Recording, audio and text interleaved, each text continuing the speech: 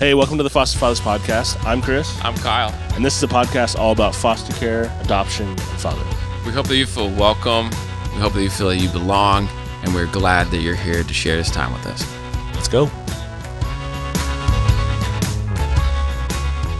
Well, hey, welcome back to Foster Fathers. We are, I'm Chris, and this is Kyle. I'm Kyle. And we are talking about part 2. Kyle has adopted his 4 children. Yeah. And we thought it would be cool to do a 2-part episode. The court day, court hearing, all that, all the mystery around that idea. Yeah. And then honestly, it's not a ton of fun, but it is good. So if you haven't listened to that, go back to that one. That's the previous episode, maybe last week's episode. But today I thought it'd be fun to talk about the 2 weeks after. And you're like, this is fresh. I mean, that's like kind of where we're at right now. And so, but before we dive into that, do you have This Week in Foster Care? I do. This Week in Foster Care is Chris and I had our 3rd concert together this summer. Good old Switchfoot. And it was one of those things. I mean, great concert, tons of fun. It was actually really fun. But I think it's fun that we get to do this stuff together. Break away just for a few. And do those things together. So this was a rotating headlining tour for Switchfoot, 2 other bands, Blue October or whatever. And Tracy's like, I love this band, San Diego kid. They're from San Diego. I've seen them a million times. In my calendar, I wrote Switchfoot's playing. Just go is what I wrote. Yeah, I knew he was going with his brother, so I was like, I'm going to tag along. And my wife's like, text me when you know what set they have. Because the way they did it is it's the first, second, or third.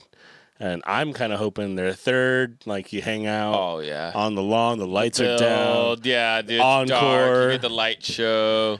Well, they play at 6:30 p.m. They play first that night. And Tracy said, what time are they playing? I said, they're playing right now. And she goes, I cannot express to you how grateful I am. You please come home for bedtime. Yeah, dude. It's just been a little, I was just telling with him off camera or whatever. It's been a little rough. But anyways, so it's Switchfoot. Yeah. And we had fun. But that's my This Week in Foster Care is find a buddy who you cross paths with and you can share those things. And I think, it builds our relationship, it builds our friendship, and it builds just the opportunity to take a break. Yes, take a break together, do those things together. So that was it. Yeah. And great show. I needed it. Yeah. It's funny. Encouragement. Whatever way of life you choose to live, listening and all that stuff, Switchfoot has been a funny one for me because they've always talked about bigger things than, girls and money and stuff. It's always like purpose and doing something. And they had this whole campaign when we were probably young called Lowercase People. Like, what are you doing for the lower in your life? And it's just funny listening to some lyrics here and there. You go, I wonder if that's some of those things that planted something like foster care in my heart. Yeah, it's always been inspirational in how he talks. Justice and something. Something outside love. A love that that can stand the storms. That type of stuff. And it made me think. Okay, I got to keep actually being a decent dad. So I woke up the next morning and getting better every day. Getting better every day. Dude. Yeah. It's been a tough week for me in the Easley household. But next week's episode is how to keep your crap together. Yeah. But and we're looking for a guest. Yeah. So if you happen to be someone who keeps your crap together, we don't need an expert. Just someone who can do the bare minimum. Like, I'm on a 10 to 15 minute fuse. I don't know how long yours is. Yours is growing. This week Mine's shrinking. No, this week was okay. Last week, this week has been. Man, last week, dude. This week, just in parenting, and it's so funny to me. I don't know what parenting looks like, and but we had this situation where there's this whole conundrum. Trying to lay some ground rules for picking up after themselves. We've been having a lot of spilled objects in the living room. And so I set a rule. Oh, hey, no of this, no open cups in the living room. And then one of our daughter had been doing it and kept spilling and okay, no, whatever. Then I found her cup. Turns out it wasn't her cup. Oh. But then my oldest son was like, no, it was her cup. Yeah. And my youngest son was like, I said, which color cup did you have? And he's like, this one. And then my oldest son's like, no, you had this color. And so I actually got really mad at my oldest son because I was like, dude, Yeah. You were the one who wasn't telling. Like, you were the one who wasn't telling the truth. Yeah. Anyways, it's just that there's 4 different stories. I mean, you got 4 kids in a room. You have 4 different stories, and man, I was parenting. It just boiled me over. It's so fun. Yeah. Yeah. And so, if you're happy to be listening to this and you go, man, I feel like a bad dad. I lose my crap.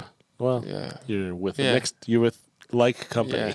Yeah. But we're trying. That's the point. Yeah. And we're doing a good job. I don't want to paint a bad picture, but okay. So Kyle, my friend, you have adopted your 4 children. Yep. We have talked about your court date. We've talked about what that all looked like practically, emotionally. We had some takeaways. Yeah. And then you had this huge block party, which I was like, hey, he's having an adoption party. Cool.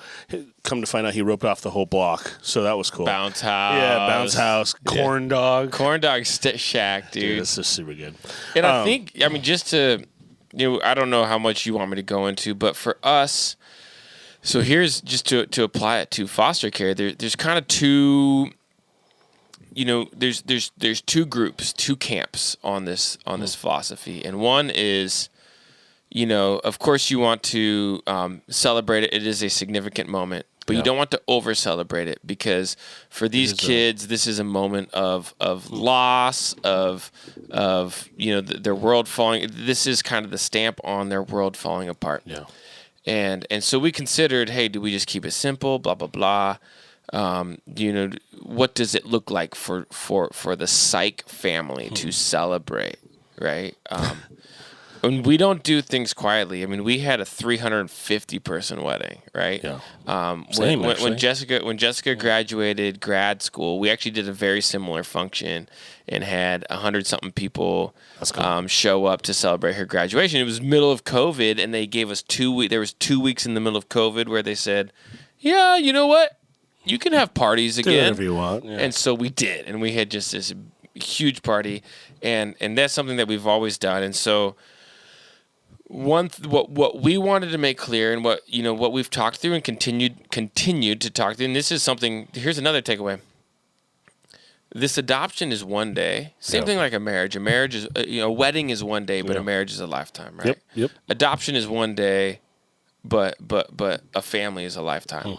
And so I think for us that we know for a fact, and we're not hiding from the fact that they were adopted. And we know for a fact, and this is something that we want to be open and honest about, and we will talk through for the rest of their lives at various points, at various transitions, at various changes in their lives. However, what we wanted to leave no doubt about was, like, you guys are special. Oh. You are loved. Yeah. We have a fantastic community around us, and we want people to know, who we are and what we're doing. How many corn dogs? I think your oldest ate that day. Yeah.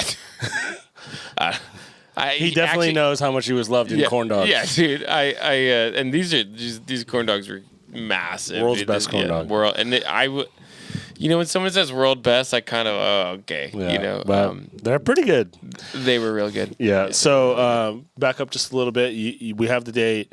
I think you got married to your kids. Married to 4 kids. You adopted on, I believe, a Thursday, I think. And so what did work do practically? Let's just talk through that. Yeah, my work gave me 2 weeks off. That's cool. Paternity kind of thing? Yeah, like a paternity leave. What do they call it? Bonding time, right?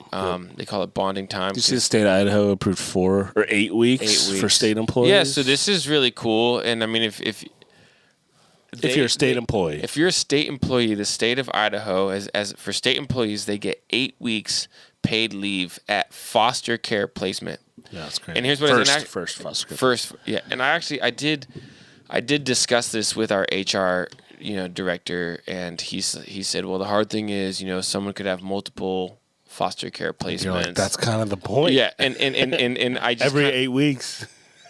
I'm just kidding. Yeah.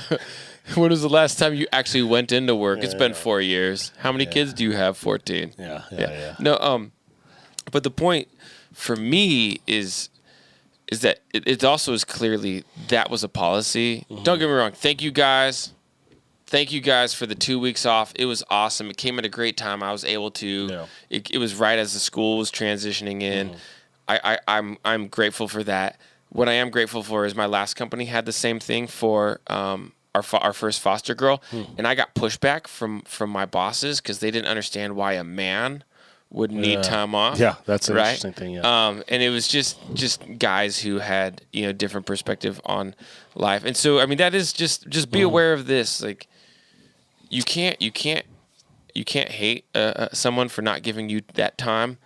But you do have to realize, like, people don't have the same perspective as us, as we do, as people who are in foster care, in adoption. They realize, like, this is a demanding, flexible, and then you also start to understand why attachment matters, because trust, safety, and security is pretty much all that you have, right? That's everything. Yeah, absolutely. Yeah. So body keeps the score. Body. I mean, it really does, and so it really should be at the foster placement. Yeah. But my work does adoption. So, like, at adoption, that's one thing. Yeah. And my work is very kind of flexible as period. Right. So, and if you're adopting foreign from a foreign adoption or you're adopting a baby, then that is not it's a different it's a different time stamp. For us, it's kind of funny because, I mean, these kids came to live with me a year and 2 years ago, and now I'm getting time off. But don't get me wrong, we made the most of it, and it was nice because it allowed us to gear up for our adoption, gear up for our adoption party. So I got 2 weeks off of work, no questions asked. They were just very sweet, dude. You guys have done a lot. You're doing a lot. You guys are awesome. We support you. Take this time. The magical moment of adoption, big party. We love it. The party was a week later. You've completed your run of foster care, and now you're an adoptive father. Yeah, dude. Did everything change? No. This magical moment, all the problem was solved, all the trauma-informed care kind of went out the window. They were like, wow. These are normal kids now. I now have parents. All my problems are solved. No. Did that just... No, and in fact, we started school, and you're just as aware that academically our kids are behind. Mentally, they're still... And this is something I don't know if you remember. This is what stood out to Jessica and I when we did our initial training, was... Your kids are going to have various ages. They're going to have a biological, physical age. They're going to have a mental age. They're going to have a maturity, academically, all these different, emotionally, all these different ages. Yeah. And it's very true. In some of like the ability to manipulate and control and survive, our kids are like 15. Great. Academically, they're each 2 grades behind. Same. Developmentally. Developmentally on like a maturity level, there's just some things that have been stunted, so we got back into school and you're like, yep, we're definitely don't have the normal kids. That's right. Yeah. We go to the park. It's like, oh, nope, my kid still is socially awkward. She was locked in the house for who knows how long. That's tough. Anyways, for the purposes of this episode, I wanted to talk through. I mean, I don't think anyone goes into the thought that, adoption and then the problems are solved. Maybe there's some small hope that happens. Yeah. Everything changes. The kids fully understand. And I thought for this episode, let's just talk from firsthand perspective. This is a unique situation in your life you probably won't have again for a while. Yeah. And so what was maybe your expectation after adoption? Was there anything on your mind? What was my expectation of adoption? I mean, did you think some of these things would change? Like your kids would thank you for adopting me, or like what? I actually think I thought it would just be a no big deal. Oh. I thought it would be no big deal. Life would just go on. Yeah. Which is one of the reasons why we had considered not doing a party was... This is just a Tuesday. Yeah, it's just another day, And so I thought nothing would change, and... You were wrong. Yeah. I mean, everything has changed. And I think the coolest part, and this is what I didn't expect, was I expected our friends to celebrate. I expected we would send out invitations, and a lot of people would show up, would have our backs and support us. The community support of coming back to school and all of a sudden, hey, I need to talk with me and the administrative lady. Hey, I need to change the kids' last names. Aww. And being able to celebrate and just seeing everybody just get so excited about that is the thing that was the best piece. And again, I think I said this last episode, but everybody can tell like this is an awesome thing. For how hard this has been, there's definitely an awesome component to it, and to celebrate that was really cool. And then that's what was I think somewhat part of our mindset in throwing this party. And we had 130 people show up in our front yard. Yeah. And a tree branch fall out of the sky. Yeah, a tree branch fall out of the sky. No one was hurt. Thankfully. That was a big branch. And me and my 2 adult buddies, one being my buddy who him and I, our moms were pregnant together. We've known each other forever. And the other one was my buddy who's the reason why we adopted, why we did foster care. Come on the podcast. Yeah. But we went down the bouncy house slide. We had a bouncy house slide, and we got a picture of us 3 going down the bouncy house slide together. But I think one of the things that I hoped to get out of that, and I think what it did was it put our story out there to say, like, here's who we are, here's what we value, here's, I love it. And invited people into it. In another way, it invited people into our lives to say, this is who we are. You're seeing us, and you're seeing the beauty of this, and you're seeing the reality of adoption. And so that's been the best. That has been the best part is giving other people perspective that they never could have had before, and making it just so accessible, just to say, hey, we're normal people, we have fun, we celebrate.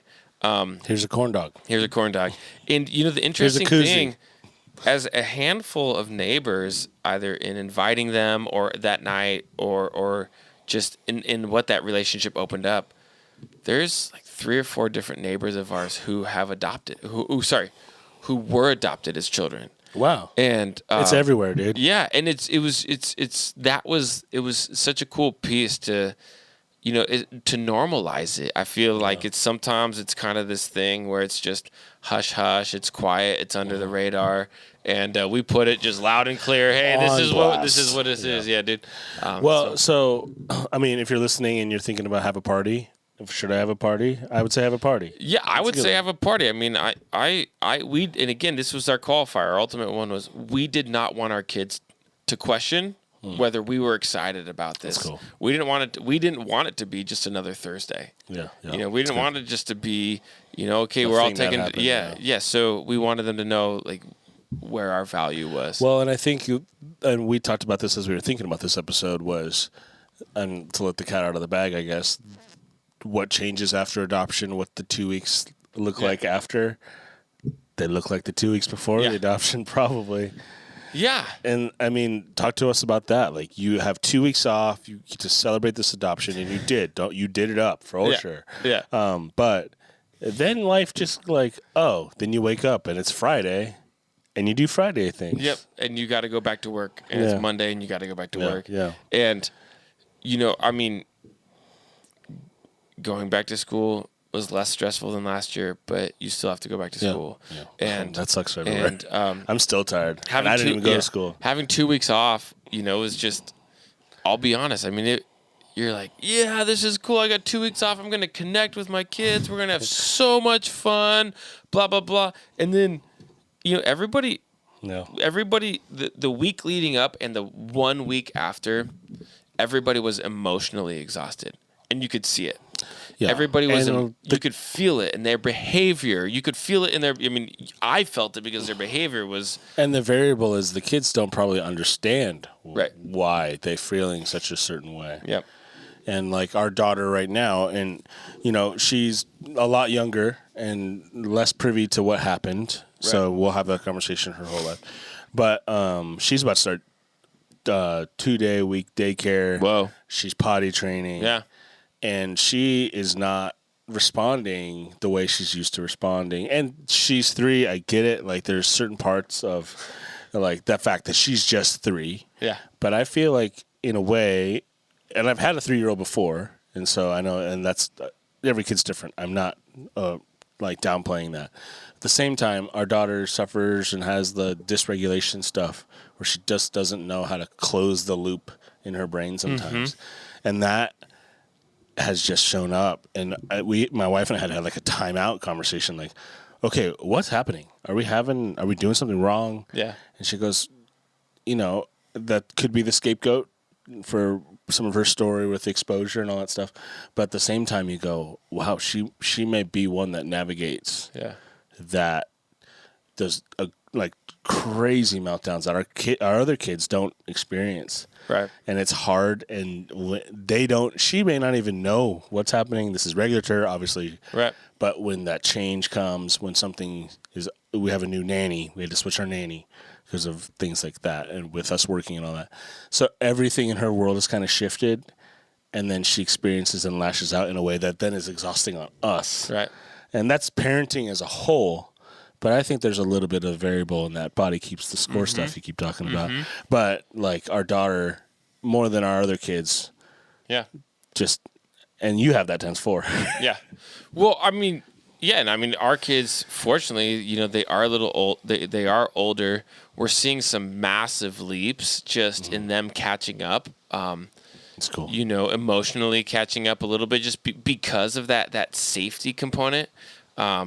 But yeah, there's just today, our 4-year-old, our kids have, my 9-year-old takes naps still, right? And our 7-year-old asks for naps. And I'm 35 and I wish I did. Well, I know. Every adult's, why won't you sleep? That's all I would want to do right now. It's so funny because kids don't want to eat and they don't want to sleep. And adults are like, I just want to eat and sleep. Well, dude, we go to Costco and I try to get like, hey, do you want a piece of pizza on the way out? And he goes, why would I want pizza? I'm like, because it's pizza. It's pizza, dude. Kids are funny. Yeah. All of our kids still need massive amounts of sleep, and it's because of the transition that they're still going. It's because of their body is doing, the work of 3 years in 1 year's time span, and they need they're exhausted. They're mentally, physically, their brain is exhausted. And so, we saw that in the week after, the week leading up to it, everybody was kind of, that anxiety, that anticipation of something's about to happen. And I can't, and I'm sitting there thinking about it all week because I'm thinking about it, I'm processing through it, I'm talking about it with other adults, and my kids don't, we tried to pull it out of them. We tried to normalize it. We tried to do a couple little things, but in the end, I mean, a 4-year-old's, a 5-year-old's only going to process so much. And then the week after was just, exhausted, and we're out of rhythm because the week before was, so big, and then I'm home, so they're not going to daycare, they're not going to summer program, so I'm home, and it was a lot. And I mean, don't get me wrong, there was definitely some moments that I thought, man, I would never have had this moment if I was at work, and so that bonding was there, but there was also a lot of it was just, okay, well, we're getting ready for school, and we got to get home and take a nap because everybody is about to cry. Yeah. So, including me. Well, we do know part of our audience is international adoption, and that has to have a whole different variable and part of like the understanding that we won't even comprehend because moving to a new country, all that stuff. So please know that we're just speaking from our experience. Yeah. Domestic adoption, especially if you probably have taken home someone for the first time, that's a whole different experience. But our experience in foster care largely is that you keep on keeping on. Yeah. Like you kind of just keep going. Yeah. And you have to keep steady. That's the hard part about some of foster. You've walked a journey now with these kids, some of them 2-3 years. Yeah. And then you get to just have this moment that's a big deal. We celebrate it, we make a big deal. And then you just keep on. Yeah. And you just keep going. The problems are still there. Yeah. The trauma is still there. The biological parents sometimes are still there for you. And it's just like this weird tension that's like I don't want to say like a letdown. Like this moment's supposed to make everything different. It's like the couple that gets married and then they're like, they have their honeymoon and then they're like, wait, you still do that annoying thing that I hate when you chew. Oh, and now you started snoring? Yeah. Yeah, and like, oh, yeah, dude. My wife, we lived in a little apartment. My wife says, I don't know how I made it for the first 6 months of our marriage. You annoyed the crap out of me. You should probably get a CPAP. Yeah. So, like, all those things, like, that's just, I don't know. If this episode is anything, it's maybe just that dose of reality. It's so funny because it's just this is the same thing. It's like this is hard, but good. Yeah, and also it's gonna just keep being hard. It's also still gonna be pretty good. Yeah, I mean it's good because we get to now, like I said, I mean what my neighbor said about how she said she can feel the how our kids feel settled and they feel at peace and they feel at home and a they're foundation comfortable to build from now. Yeah, but also, like, the more and more that they also settle in, there's things that we realize, oh, that wasn't just insecurity talking. That's a developmental issue that we have to address. Yeah. And something that I want to work on in some future episodes is, we're looking at, play therapy, which is a form of brain, processing, right, through mental and emotional things. But we're going to start, we're looking into occupational therapy, physical therapy, these types of things that the body has reacted to what they've experienced in different ways. And so it's such a huge celebration, but then you look ahead and you think the battle still goes on, and that's why we're still going to have this podcast, even though I'm no longer a foster father. I still am. But we need to have this because this stuff continues on. Yeah, so, well, hey, if you're listening, thank you so much for tuning in. We appreciate you. Whatever journey you're on, we know that some of you have DM'd us and just let us know some of your journey. So thanks for doing that. Please keep doing that. But if you're about to adopt or you are adopting, like, it's going to just stay the same. Yeah. But it's going to be awesome. Yeah. But anyways, we love you guys. Peace.